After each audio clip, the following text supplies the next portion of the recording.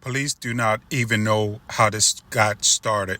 They've arrested a woman they say shot a teenage girl in the face in a weekend road rage incident. The Douglasville Police Department turned to social media for the public's help in tracking the suspect down. A judge denied bond for 30-year-old Brittany Griffith at her first appearance this morning.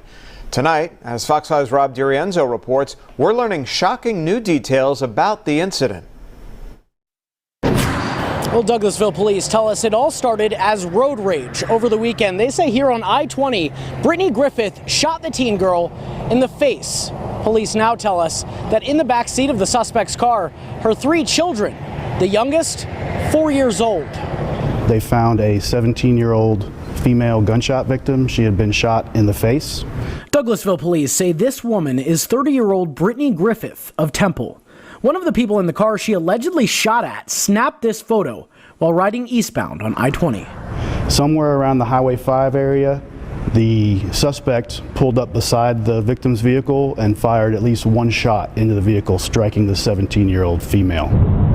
Investigators say it's not clear how all of this began, but they believe Griffith was stalking the victim's car for about 15 miles Saturday afternoon. One of the occupants of the victim's vehicle took a cell phone photo of the suspect's face, a really good, clear photo.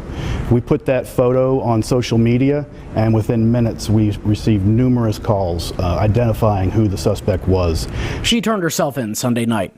Griffith faces 4 counts of aggravated assault and possession of a gun during a felony.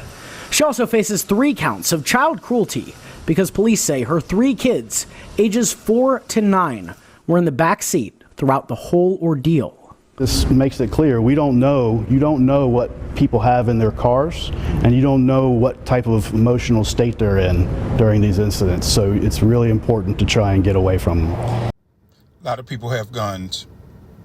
Avoid confrontations at all costs. And miraculously, police tell us that the 17-year-old girl who was shot is listed in stable condition. As for Griffith, on Monday, a judge denied her bond, meaning that she will have to stay behind bars until her next hearing. In Douglasville, Rob DiRienzo, Fox 5 News.